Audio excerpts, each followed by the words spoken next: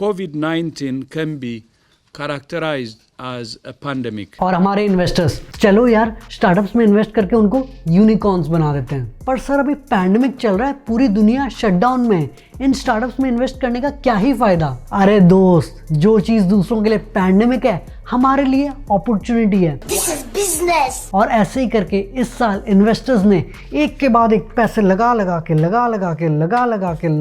के अच्छा इस स्टार्टअप को ज़्यादा पैसे चाहिए यूनिकॉर्न बनाने के लिए, ये लो और पैसे लगा के 11 यूनिकॉर्न्स आए हैं हमारे इंडियन स्टार्टअप के इकोसिस्टम में।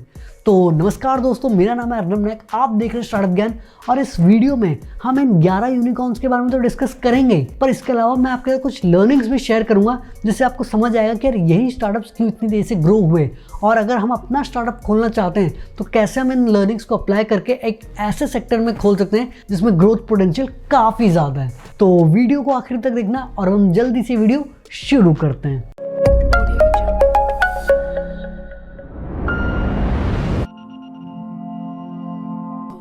11वें नंबर पे आता है अनअकैडमी, जिन्होंने इस साल $260 मिलियन से भी ज़्यादा की फंडिंग उठाई है। तो वैसे तो यार अनअकैडमी का टैगलाइन है लेट्स क्रैक इट, बट लगता है कि यार अनअकैडमी के फाउंडर्स ने स्टार्टअप को कैसे ग्रो करते उसको ज़रूर क्रैक कर लिया है, क्योंकि इस साल उन्होंने 3 बार फंडिंग रेज करी है। फरवरी 2020 में उन्होंने अपना सीरीज ई राउंड $110 मिलियन का रेज किया, उसके बाद वो यूनिकॉर्न बन गए। सितंबर 2020 में फिर उन्होंने $150 मिलियन का सीरीज एफ राउंड रेज किया, और अभी नवंबर में भी एक अनडिस्क्लोज्ड अमाउंट की फंडिंग राउंड रेज करी है, जिसके बाद अब उनका वैल्यूएशन $2 बिलियन हो गया है। तो भैया इस पैंडेमिक में एडटेक स्टार्टअप्स को तो अलग ही लेवल का फ़ायदा हुआ है, क्योंकि यार सारे कॉलेजेस, स्कूल्स और कोचिंग इंस्टीट्यूशंस तो बंद ही थे। तो पेरेंट्स ने सोचा कि यार बच्चे ऑनलाइन पढ़ लेंगे, और वैसे भी काफ़ी लोगों की जॉब जा रही थी, तो उन्होंने सोचा कि यार गवर्नमेंट एग्जाम्स के लिए पढ़ लेते हैं, नौकरी के साथ क्या पता लाइफ पार्टनर भी मिल जाए। अब किसको नौकरी मिली, किसने एग्जाम क्रैक किया, ये तो पता नहीं है,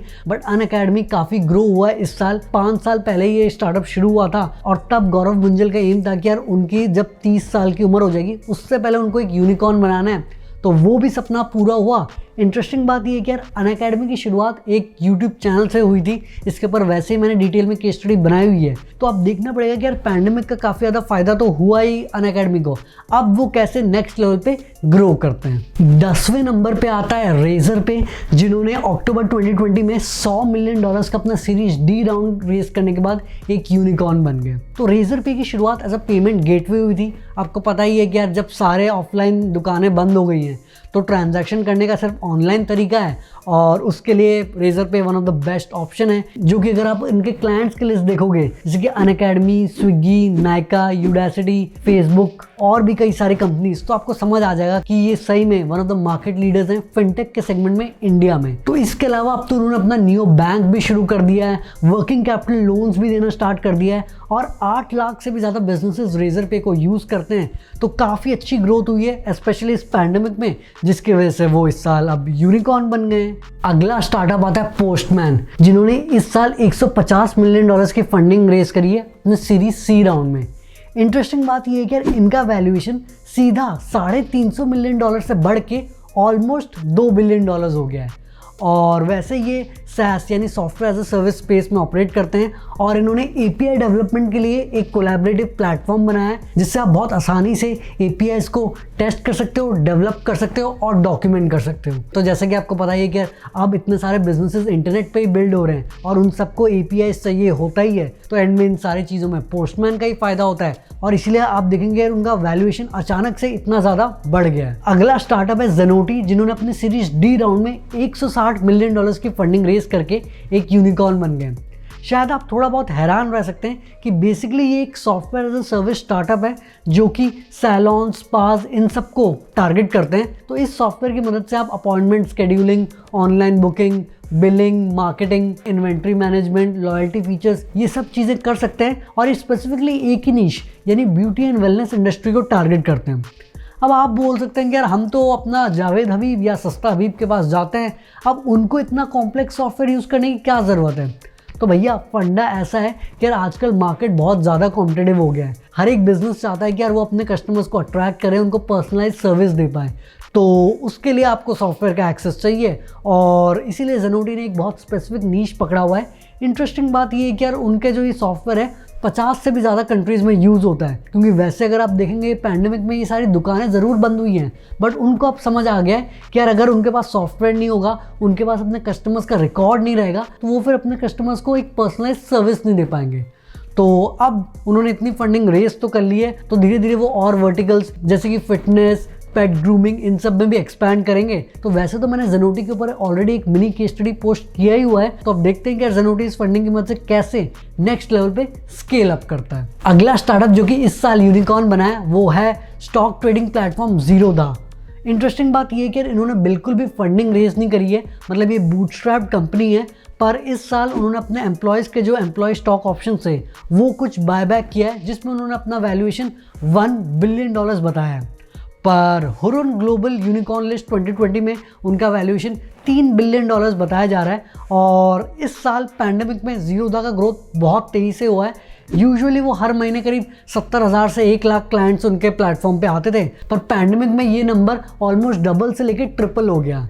तो आप बोल सकते हैं कि यार हमारे मिलेनियल्स जो कि अब घर बैठे थे, तो उन्होंने सोचा कि यार अब पैसे कमाने का कोई तरीका नहीं है, तो अच्छे से इन्वेस्ट ही कर लेते हैं। और वैसे भी रिलायंस के शेयर प्राइस इतने डाउन थे, करीब 800-900 रुपये में मिल रहे थे, जबकि कंटिन्यूसली रिलायंस फंडिंग उठा रहा था। तो कस्टमर्स ने सोचा कि यार हम रिलायंस को ही उठा लेते हैं, और अब आप देखेंगे करीब 2,000 रुपये में ट्रेड कर रहे हैं। इसके अलावा काफ़ी शेयर्स डाउन थे, तो लोगों ने काफ़ी ज़्यादा इन्वेस्ट भी किया है। और आईपीओ में भी आप देख ही सकते हैं कि यार बर्गर किंग के आईपीओ को क्या ज़बरदस्त रिटर्न्स मिला है। और अगर अभी तक आपने डीमैट अकाउंट खोला नहीं है, तो भैया Zerodha का लिंक डिस्क्रिप्शन में, 300 रुपये में अकाउंट खुल जाएगा। अब आगे जाके बजाज एनर्जी, बारबेक्यू नेशन और भी कई सारी कंपनीज का आईपीओ होने वाला है, तो क्या पता अगले आईपीओ में आपके अच्छे दिन आ जाएं। तो पहले अकाउंट तो बना लो डीमैट का। एक तरफ लोग स्टॉक्स खरीद रहे हैं, तो दूसरी तरफ लोग कार बेच रहे थे, क्योंकि online used car market place Cars24 ने अपने सीरीज ई राउंड में $200 मिलियन रेस करके वो भी एक यूनिकॉर्न बन गए। और बेसिकली आप ऑनलाइन Cars24 के वेबसाइट में जाके अपने कार के डिटेल्स डाल के इंस्टेंट प्राइस पता लगा सकते हो। फिर आप Cars24 के आउटलेट में जाके सारा इंस्पेक्शन करवा के 1 घंटे के अंदर गाड़ी बेच सकते हो। और वैसे भी यार जब पैंडेमिक चल रहा है, तो आप ऑफलाइन तो जाके रिटेलर के साथ ज़्यादा नेगोशिएट नहीं कर सकते, तो इसीलिए शायद लोगों ने ज़्यादा प्रेफर किया होगा कि यार ऑनलाइन मेथड यूज़ करके अपना कार जल्दी से जल्दी सबसे आसान तरीके से बेच दिया। अगला स्टार्टअप जो कि इस साल यूनिकॉर्न बना है वो है Noida based startup pine labs, जिन्होंने जनवरी में ही अनडिस्क्लोज्ड अमाउंट की फंडिंग रेज करके यूनिकॉर्न बन गए थे, पर अभी रिसेंटली क्लोज टू $100 मिलियन और रेज किए, जिससे उनकी वैल्यूएशन क्लोज टू $2 बिलियन हो गई है। तो पाइन लैब्स की शुरुआत तो यार बहुत पहले 1998 में हुई थी, और बेसिकली वो ऑनलाइन और ऑफलाइन रिटेल ट्रांजैक्शंस में मदद करते हैं। तो चाहे आप मार्क्स एंड स्पेंसर या Croma, Reliance Retail, Burger King या KFC या और भी कई सारे क्लाइंट्स जो इनके हैं उनके दुकानों में जाते हो और अपना कार्ड स्वाइप करते हो, तो आप इन्हीं की तो मशीन यूज़ करते हो। तो टेक्नोलॉजी और कैपिटल की मदद से वो बिजनेसेस को ग्रो करने में मदद करते हैं। अब देखना पड़ेगा कि यार इस फंडिंग की मदद से वो और क्या क्या नई नई चीज़ें करते हैं। अगला स्टार्टअप जो कि इस साल यूनिकॉर्न बना है वो है मुंबई बेस्ड कंपनी नायका, जिन्होंने मई 2020 को अपना सीरीज F राउंड में $22.6 मिलियन की फंडिंग रेज करी थी।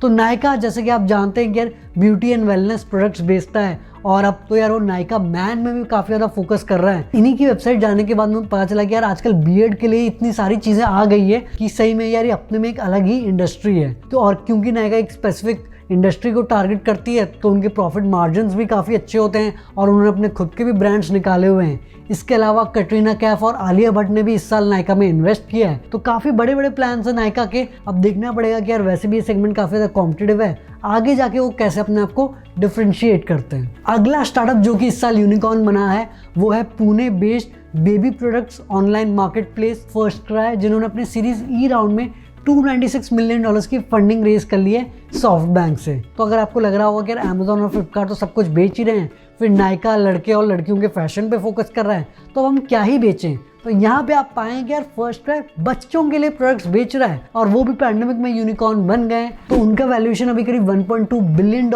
है।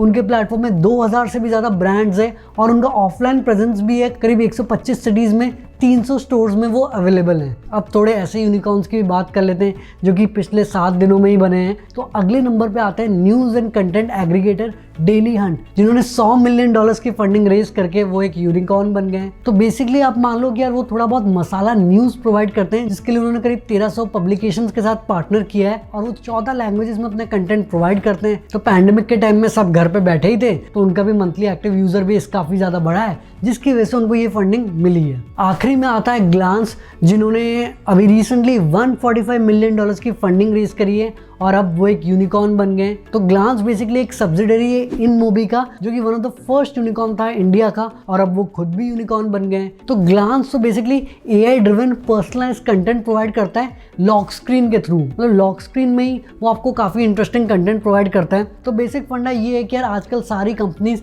आपका अटेंशन मांगती हैं और ग्लांस ने सोचा कि यार एक बार मोबाइल के अंदर घुस गए तो यूजर को अट्रैक्ट करना मुश्किल हो जाएगा, क्यों ना हम लॉक स्क्रीन में इंटरेस्टिंग कंटेंट प्रोवाइड करना शुरू कर दें। तो आइडिया तो काफ़ी मस्त था ही, इम्प्लीमेंट भी काफ़ी अच्छी तरीके से किया, इसीलिए उनकी अच्छी खासी ग्रोथ हुई। इसके अलावा पिछले साल उन्होंने short form video content platform Roposo को भी अक्वायर किया था, जो कि इस साल जब टिकटॉक बैन हुआ उनका भी ग्रोथ आर पार हो गया और इन दोनों कारण की वजह से उनको ये फंडिंग मिली है। और अब देखना पड़ेगा कि यार वो क्या इंटरेस्टिंग चीज़ें करते हैं इस फंडिंग की मदद से। अब यार ये 11 स्टार्टअप्स तो इस साल यूनिकॉर्न बन गए, बट इससे एक्चुअली हमको सीखने को क्या मिलता है? पहली चीज़ ये है कि यार अब हर एक कंपनी को थोड़ा बहुत तो ऑनलाइन आना ही पड़ेगा। तो अगर आप देखेंगे कई सारे स्टार्टअप्स इस साल जो यूनिकॉर्न बने, या तो वो ऑफलाइन बिजनेसेस को ऑनलाइन आने में मदद करते हैं, या फिर जो एग्जिस्टिंग चीज़ें हम यूजुअली ऑफलाइन करते थे वही सेम चीज़ें आप इन स्टार्टअप्स के थ्रू ऑनलाइन कर सकते हो। अब ज़रूरी नहीं है कि यार आपको डायरेक्टली एक टेक स्टार्टअप या ऑनलाइन स्टार्टअप भी शुरू करना पड़ेगा, बट एटलीस्ट कुछ पार्ट तो यार आपका इंटरनेट बेस्ड होना चाहिए, क्योंकि जो पहले बोलते थे ना कि यार इंटरनेट इज़ द फ्यूचर, अब वो फ्यूचर प्रेजेंट बन गया है। और अगर आप इंटरनेट में नहीं हो तो आपको काफ़ी लॉस होगा, स्पेशली जब ऐसे पैंडेमिक हो जाता है, जब सब बंद हो जाता है। अगर आपका ऑनलाइन प्रेजेंस भी है तो आपकी कंपनी पूरी डूबेगी तो नहीं।